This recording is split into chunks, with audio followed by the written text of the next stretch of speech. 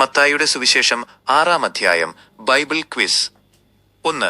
മനുഷ്യർ കാണേണ്ടതിനായി നിങ്ങളുടെ നീതിയെ അവരുടെ മുൻപിൽ ചെയ്യാതിരിപ്പാൻ സൂക്ഷിച്ചുകൊള്ളുവിൻ.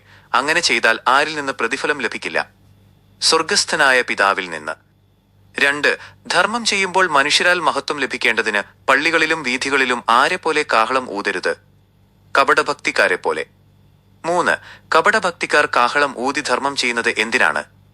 മനുഷ്യരാൽ മഹത്വം ലഭിക്കാൻ. 4. ധർമ്മം ചെയ്യുമ്പോൾ നിന്റെ വലങ്കൈ ചെയ്യുന്നത് ആരറിയരുത് എന്നാണ് യേശു പറഞ്ഞത്? ഇടങ്കൈ. 5. നിന്റെ ധർമ്മം രഹസ്യത്തിലായിരുന്നാൽ രഹസ്യത്തിൽ കാണുന്ന പിതാവ് നിനക്കെങ്ങനെ പ്രതിഫലം നൽകും? പരസ്യമായി. 6. പ്രാർത്ഥിക്കുമ്പോൾ കപടഭക്തിക്കാരെ പോലെ എവിടെ നിന്ന് പ്രാർത്ഥിക്കാൻ ആഗ്രഹിക്കരുത്? പള്ളികളിലും വീഥികളുടെ കോണുകളിലും. 7. പ്രാർത്ഥിക്കുമ്പോൾ എവിടെ കടന്ന് വാതിലടച്ച് പ്രാർത്ഥിക്കാനാണ് യേശു പറഞ്ഞത്? അറയിൽ. 8. പ്രാർത്ഥനയിൽ ജാതികളെപ്പോലെ എന്ത് ചെയ്യരുത്? അതിഭാഷണം. 9. ജാതികൾ പ്രാർത്ഥനയിൽ വാക്കുകൾ ആവർത്തിക്കുന്നത് എന്തുകൊണ്ടാണ്? വാക്കുകൾ അധികമായതുകൊണ്ട് തങ്ങളുടെ അപേക്ഷ കേൾക്കുമെന്ന് അവർ വിചാരിക്കുന്നു. 10. നിങ്ങൾ ചോദിക്കുന്നതിന് മുൻപേ നിങ്ങൾക്ക് ആവശ്യമുള്ളത് ആർക്കറിയാം? നിങ്ങളുടെ പിതാവിന്. 11. യേശു തന്റെ ശിഷ്യന്മാരെ പഠിപ്പിച്ച പ്രാർത്ഥന തുടങ്ങുന്നത് എങ്ങനെയാണ്? സ്വർഗസ്ഥനായ ഞങ്ങളുടെ പിതാവേ, നിന്റെ നാമം വിശുദ്ധീകരിക്കപ്പെടണമേ. 12. കർത്തൃപ്രാർത്ഥന പ്രകാരം ഭൂമിയിൽ നിവർത്തിയാകേണ്ടത് എന്താണ്? ദൈവത്തിന്റെ ഇഷ്ടം. 13. കർത്തൃപ്രാർത്ഥനയിൽ ഇന്ന് ഞങ്ങൾക്ക് തരണമേ എന്നപേക്ഷിക്കുന്നത് എന്തിനെയാണ്? ആവശ്യമുള്ള ആഹാരത്തെ. 14. മറ്റുള്ളവരുടെ പിഴകളെ നാം ക്ഷമിക്കേണ്ടത് എന്തിനാണ്? നമ്മുടെ പിഴകളെ ദൈവം ക്ഷമിക്കേണ്ടതിന്. 15. മനുഷ്യരുടെ പിഴകളെ നിങ്ങൾ ക്ഷമിക്കാതിരുന്നാൽ പിതാവ് നിങ്ങളുടെ എന്ത് ക്ഷമിക്കില്ല? പിഴകളെ. 16. ഉപവസിക്കുമ്പോൾ കപടഭക്തിക്കാരെ പോലെ എങ്ങനെയുള്ള മുഖം കാണിക്കരുത്? വാടിയ മുഖം. 17. കപടഭക്തിക്കാർ ഉപവസിക്കുമ്പോൾ മുഖം വാട്ടിക്കാണിക്കുന്നത് എന്തിനാണ്? തങ്ങൾ ഉപവസിക്കുന്നു എന്ന് മനുഷ്യർക്ക് കാണപ്പെടുവാൻ.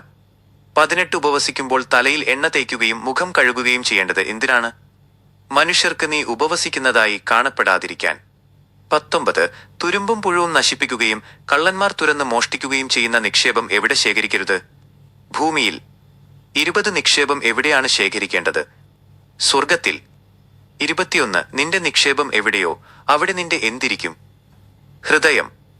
22. ശരീരത്തിന്റെ വിളക്ക് ഏതാണ്? കണ്ണ്. 23. നിന്റെ കണ്ണ് നിർമ്മലമെങ്കിൽ നിന്റെ ശരീരം മുഴുവൻ എങ്ങനെയുള്ളതാകും? പ്രകാശമുള്ളതാകും.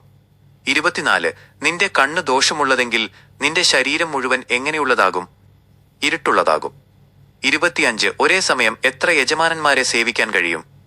ഒരാളെ മാത്രം. 26. ദൈവത്തെയും മറ്റേതിനെയും കൂടെ സേവിക്കാൻ കഴിയില്ല എന്നാണ് യേശു പറഞ്ഞത്? മാമോനെയും ധനത്തെയും. 27. എന്തിനേക്കെക്കുറിച്ച് വിചാരപ്പെടരുത് എന്നാണ് യേശു ഉപദേശിച്ചത്? എന്തു തിന്നും, എന്തു കുടിക്കും, എന്തുടുക്കും എന്നതിനെക്കുറിച്ച്. 28. ആഹാരത്തേക്കാൾ വലുതെന്താണ്? ജീവൻ. 29. വസ്ത്രത്തേക്കാൾ വലുത് എന്താണ്? ശരീരം. 30. ആകാശത്തിലെ പക്ഷികളെ നോക്കുവിൻ, അവയെ പോറ്റുന്നതാര്? സ്വർഗസ്ഥനായ പിതാവ്.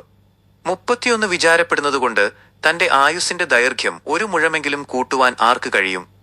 ആർക്കും കഴിയില്ല. 32. വയലിലെ താമരകളെ നോക്കുവിൻ, അവയെക്കുറിച്ച് യേശു എന്തു പറഞ്ഞു? അവ അധ്വാനിക്കുന്നില്ല, നൂൽക്കുന്നതുമില്ല. 33.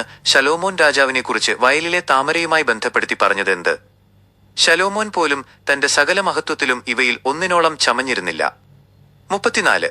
നാളെ വെന്തുപോകുന്ന വയലിലെ പുല്ലിനെ ദൈവം ഇത്ര നന്നായി ഉടുപ്പിക്കുന്നുവെങ്കിൽ നിങ്ങളെ എത്ര അധികം ഉടുപ്പിക്കും എന്ന് യേശു ആരെയാണ് വിളിച്ചത്? അല്പവിശ്വാസികളെ.